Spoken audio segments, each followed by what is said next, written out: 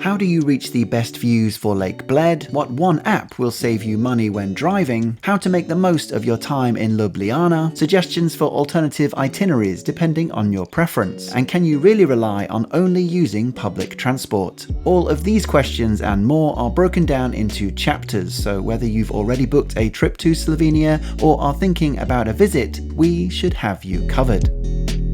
So let's begin with Lake Bled, as it's the most popular place to visit in Slovenia and for us still met the hype. Firstly, getting here via public transport is relatively easy and pretty affordable.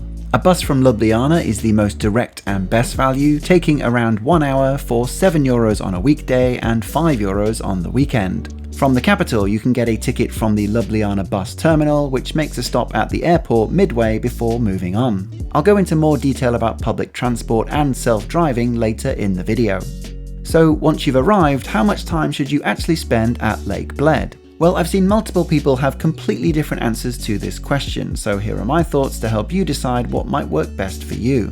For some, just a few hours in Bled will be enough, so this would mean a day trip from Ljubljana, for example, or a stop if you're just passing through with a car. This would allow you a boat trip to the island, or maybe a 2-hour walk around the perimeter of the lake, mixed with a wander around the town of Bled itself, where you'll find most shops and restaurants, so it can absolutely work as a quick visit. But if you wanted to see everything Bled has to offer, I think one night here would work for most people, or two if you really wanted to take your time with things. Aside from visiting the island, which we'll cover in more detail next, you also have Bled Castle overlooking the lake, which would take a couple of hours. There's a few hikes dotted around the region, which would take a morning or afternoon, and there's an intriguing downhill toboggan, which was closed when we visited. We spent one night here in a lakeside hotel with balcony, and this environment still never got old, so I could have quite happily breathed it all in for just a little longer.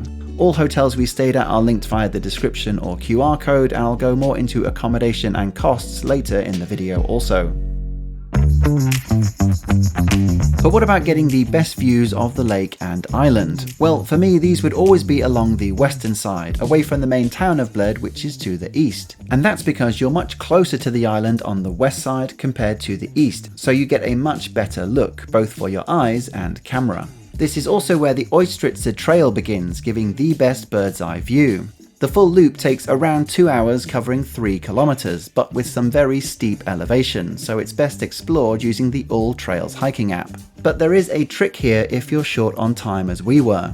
The official route takes you this way round to the higher lookout first, but you can start here instead, and after just 10 minutes, albeit a pretty steep 10 minutes, you'll soon get to the lower lookout, which still looks great. The starting point is easily found on Google Maps, and then you just look for the signs uphill from there. I'll link more information in the description below. As for visiting the island itself, the most popular way is by Pletna boat. Now, these are synonymous with Bled and part of the experience itself, costing around €20 for a return journey. These rental areas can be found around all sides of the lake and give you 1 hour on the island, which is more than enough. There are also numerous options to rent rowboats for yourself or stand-up paddleboards for around €10 per person. And there's also swimming, which is free. Now, there are no lifeguards here, so only do this if you can handle potentially cold waters in a natural environment. But it is worth bringing a dry bag or swimming gear if you think you can, or you just want to go for a quick paddle, which is popular too. Or even your scuba gear if you must. Finally, to manage some expectations, reviews on visiting the island itself are a bit hit and miss, and this is where some tourist trap vibes can creep in. After the €20 boat to get to the island, there's a further €12 charge to enter the church itself, then paying for the only on-island toilet, apparently, plus the €6 per hour car parking that's ticking away in the background. All of this, and I can see how some people feel a bit nickel and dimed, but please do share experiences in the comments if you have visited, as I'd be keen to hear everyone's thoughts.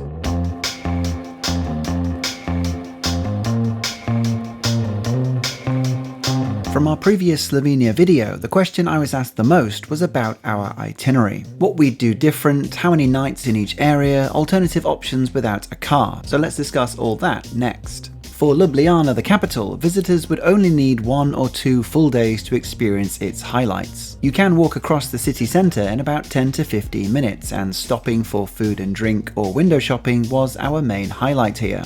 As for seeing the rest of the country, I'd say there are 3 different types of itinerary style that you could try when visiting the country. The first is having Ljubljana as your base and doing organised day trips or self-drives from there. The capital sits pretty much in the centre of the country, so 90 minutes on the road gets you to lots of destinations you'd likely want to visit for a first trip. So from Ljubljana, you could book a day trip to Postojna Cave with its underground train, then moving on to the seaside town of Piran before returning back to your hotel. The next day you could visit different parts of Triglav National Park along the Socha River, or one-day trips to the more peaceful Lake Bohinj, which can be coupled with Bled, which is only 30 minutes away. Alternatively, a second way to visit Slovenia, maybe more suited to a long weekend or for a less on-the-go approach, is to base yourself across 2 locations, so Ljubljana and then Lake Bled, for example. Since they're both easily connected with public transport and the airport, it allows the 2 hotspots to be easily reached while still keeping your independence. And it provides a nice contrast between the city and then a more open space, giving you time to really settle into each. And with some limited buses around Bled, you can then also reach nearby lakes and hikes to open things up a little further and explore beyond the usual paths. The third itinerary type would be what we did, staying for 1 or 2 nights in Ljubljana, then making a road trip around whatever route you choose. With just 1 week, we chose to focus on the western side, which worked out great for us, staying 1 night at each stopover.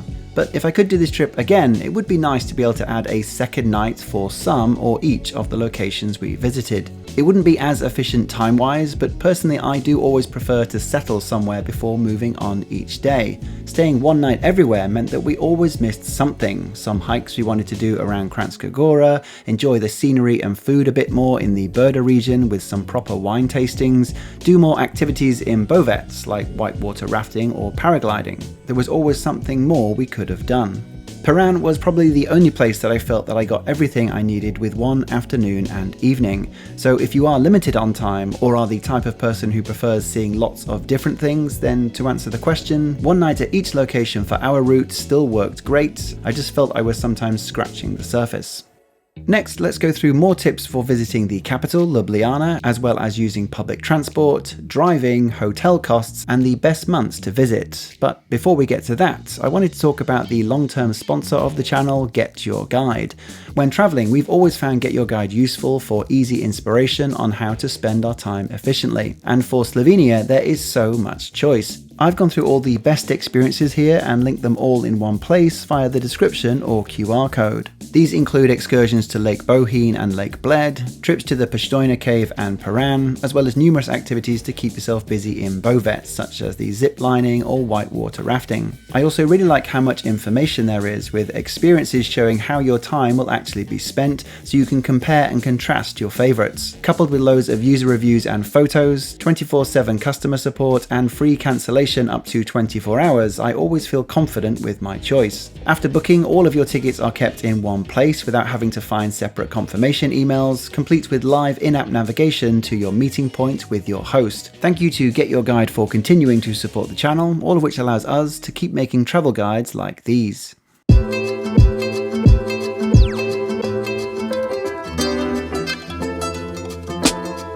Along with Lake Bled, the capital of Ljubljana will likely be the other destination most people will be visiting, so I wanted to add some specific suggestions for your time here. The most visited attraction is Ljubljana Castle, and likely the most expensive single ticket you'll buy, but it doesn't have to be. First, many people assume that you need to take the funicular to reach the top, but there are a couple of routes that you can take on foot instead. And the good news is that they only take 10 to 15 minutes, so assuming you've got some stamina, it's a totally viable option. But for a €6 return, the funicular is a suitable alternative.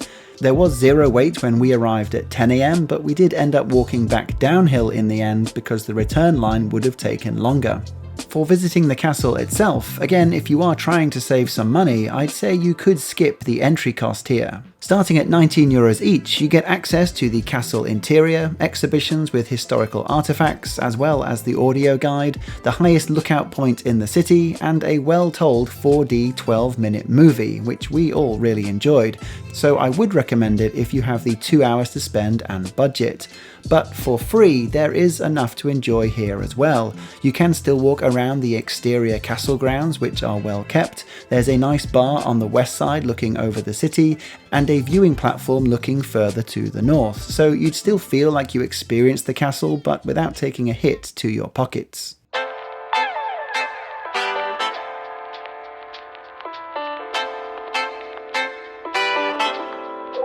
Speaking of saving money, there are 40 plus drinking fountains all over Ljubljana, and some of them are so unique, it was actually kind of fun just finding them. They're safe and fully regulated, and we just found them through Google Maps. But this is how we stayed hydrated our whole time here, as we were never more than a couple of minutes away from finding one. Getting around the city itself is pretty easy because of its compact size, so on foot is your best means of travel, along with regular enough buses if you're staying a little further out. Bikes can be rented all over town, just download the official bike app and register beforehand and you're good to go. There's also this fun little train that drives in a circular route, stopping at 10 popular locations around the city. For €12 you can ride one full loop, with the ability to hop on and off as you go. I'll be covering more on transport outside of Ljubljana later in the video. Lastly for Ljubljana, and this is more of a good to know, do be aware that a bunch of places will be closed on Sundays. Whilst tourist attractions and most restaurants will be open, there were some restaurants that we wanted to visit that were closed. All chain shops were closed, some independent shops too, and even the supermarkets, all closed all day, which I can't remember the last time I've seen that in a capital city. The only tourist attraction that you'd really miss out on a Sunday is the popular Central Market, a mixture of fresh food, ready-to-eat food, clothing and trinkets. So overall, if this is the only day that you can visit Ljubljana, then it isn't a massive deal to miss some of these, so no worries, but something to be more aware of if you do have flexibility for which day you'll be spending in the capital.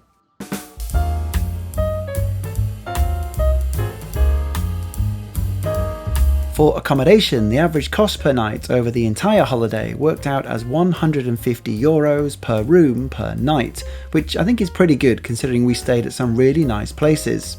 The costs at the top end range from €220 to €250, but were balanced out by the apartments that hovered around €100 each. So this mix and match allowed us to book some of our favourite stays in recent memory, but without breaking the bank. There is, however, always a tourist tax of €3 per person per day that's added onto your stays as you check out. I do go more into reviewing each of the hotels in the previous Slovenia video, so check that out if you want more info.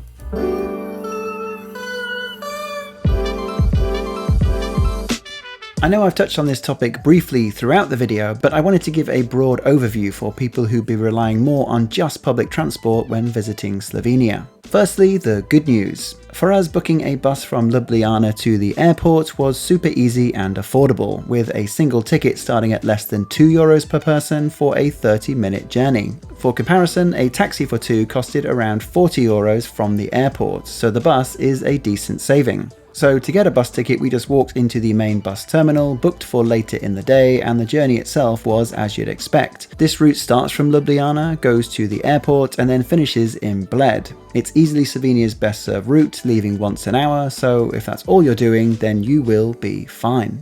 But if you wanted to really explore different corners of Slovenia, yes, it's totally doable. You can use Google Maps as you would any place. But say you were trying to work out a whole trip based on public transport, or try to understand different routes you could take, it falls down quite a bit in terms of simplicity when booking ahead. For example, following a link I found on the airport website, visiting the official bus page is okay, but you can't book tickets if you're a foreigner, and more importantly, there's no visible map anywhere, so it's hard to tell where the bus actually stops without some external research. So I had some better luck with the Ljubljana bus station website itself.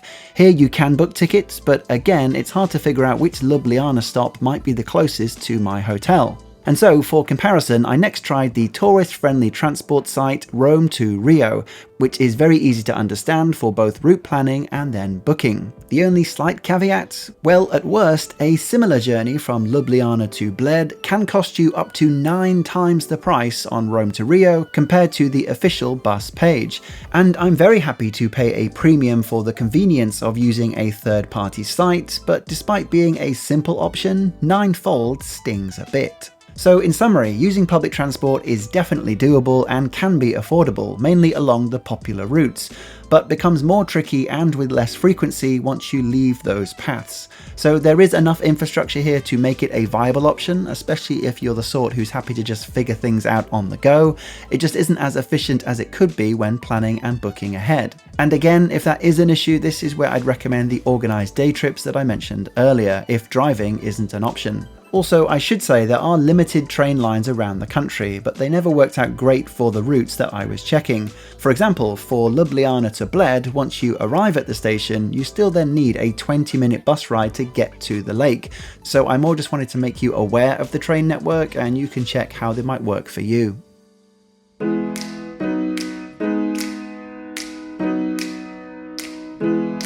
In terms of tips for driving in Slovenia, I should first say this aspect of the trip was about as good as can be expected. Since it's a relatively small country, most destinations were connected by one long road, and as soon as we left Ljubljana, with the exception of Piran, which I'll get to, we never sat in traffic. My biggest tip then is around parking. We used the Easy Park app, which not only helped finding parking spots before we set off, but then made it easy to pay and add time to a digital meter if we were taking longer than expected. This sometimes saved us money too, because we found normally when paying direct at the car park that the minute you go over into a new hour, you're charged for that whole next hour, whereas this app charged us by the minute, so we weren't ever being rounded up in cost. And it allowed us to compare prices of different car parks easily at a glance before arrival.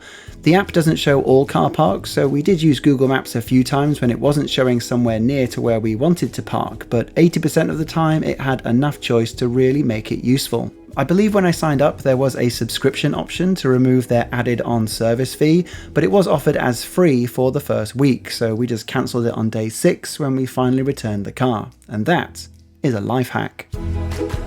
Piran is the only place where driving needs a little explanation and where we sat in the longest traffic jams. As it's such a small area for tourists, it is technically a no-car zone, and instead there are a bunch of giant car parks about a 15-minute walk away. We ended up here, and there's a shuttle bus which runs on a pretty constant loop, so 4 or 5 times an hour, taking you to the town. If you are staying overnight, you're looking at around €30 to leave the car, but the apartment that we booked for Piran had free parking included at this car park. So if you are staying overnight, it is worth checking your accommodation parking info beforehand, as some may be better than others. In terms of the best time to visit Slovenia, this would be May to September. This will obviously give you the longest days and highest temperatures, but it should be said that it is a rainy country, even in the summer.